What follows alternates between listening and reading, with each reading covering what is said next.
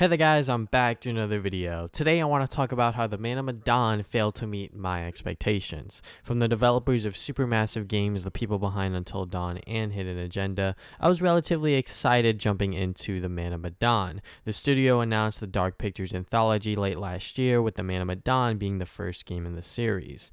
The anthology was described as All Players Can Live and All Can Die, a new series of standalone cinematic horror games. Personally, I never played Until Dawn because I was a real scaredy cat when it came to horror back then, but I did watch multiple people play it online, whether it be live streams or YouTube Let's Plays. That's how I consumed Until Dawn when it came out. Hidden Agenda is an interactive crime thriller available on the PlayStation Network store. It's pretty much co-op Until Dawn with a smartphone app doing most of the work. The game does really well for a 2-hour adventure. Jumping into the Man of Medan, the movie night mode proposed this idea of each player, up to 5, control a single character throughout the entire game. This makes it so each player's character is like their own. No one else gets to say as to what decision that player makes for their character, which is kind of cool. But when executed, the Man of Medan feels really boring and slow. The first problem is the story. The basic premise is this group of young adults / teenagers go out into the ocean for ship diving for treasure or something, and then they get jumped by these bandits, and now they're trapped on this haunted ghost ship with them, and they have to try to escape. Yeah, the story isn't all that great. It's really generic and not all that engaging.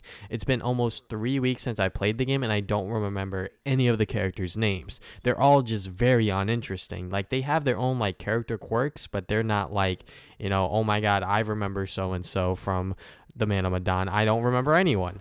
Even when I was playing the game, I was just waiting for the story to get more interesting, besides from the whole haunted ghost ship or whatever. But there was never that like M. Night Shyamalan twist that made the story like really interesting and kind of turned it around. Until Dawn didn't need a twist like that because the story was already engaging as is. The second problem with the Man of Medan is the movie night format. In concept, it's cool to control your own character throughout the game's 4-ish hour runtime. What's not cool is that some players get a lot more playtime than others. So when you're playing the game, it's standard interactive story-based gameplay with exploring and interacting with your environment being the main focus. But when the 4 other players are just watching and waiting for their turn, they're going to get bored quickly because of the lame story. So do you take your time to explore for secrets and hidden goodies, or do you speed run your section to see if the story gets any better? Like, there wasn't anything exciting to look forward to or anticipate. It's more of just trying to get to the end as soon as possible. Also, this is what my friend told me after we played the game. It's really hard to get everyone killed, which I kind of believe. There were multiple times where me or one of my friends messed up a QuickTime event or pressed the wrong button, but we were able to live through it.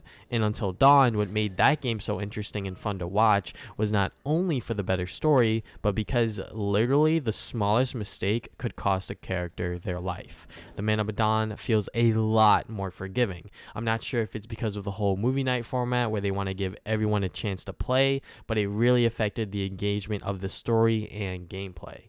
Even if I were to play this entire game by myself, I'd still feel the same way about the story. These interactive games rely heavily on the story, and the rest is on gameplay and visuals. Speaking of visuals, they felt really poor compared to Until Dawn and even Hidden Agenda.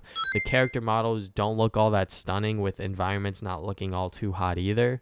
There were a lot of loading screens between segments, which took me out of the experience. It's especially noticeable when it's mid-gameplay. It's probably because I played this game on the PS4 on a disc, but it shouldn't be this bad where it loads while I'm in a gameplay segment. Even Hidden Agenda, a $10 PSN title, looks miles better than whatever happened to the Man of Medan. And this game is $40 too, by the way. I'm not sure where the extra $30 cost comes from, but this first game in this anthology is sorely disappointing. Glaring flaws within the movie night mode makes me think that they didn't fully playtest the game, and the story feeling uninspired and boring doesn't help this game's case either. The game is visually upsetting to look at and performing not up to standard for a PS4 title in 2019. It's really odd odd to compare this game to Until Dawn because it feels like the Man of Medan came out before Until Dawn or Hidden Agenda. Probably the most disappointing game I played this year. So thank you guys for watching this video. If you guys haven't already, you can subscribe. I put new videos up on Saturdays. I am trying to get back into the swing of things when it comes to YouTube. Follow my social media, Facebook and Twitter. I do put updates to my future videos whenever I can. But yeah, that's all I have for today. Thank you guys for watching this video, and I'll see you guys next time with more videos. Game on, gamers.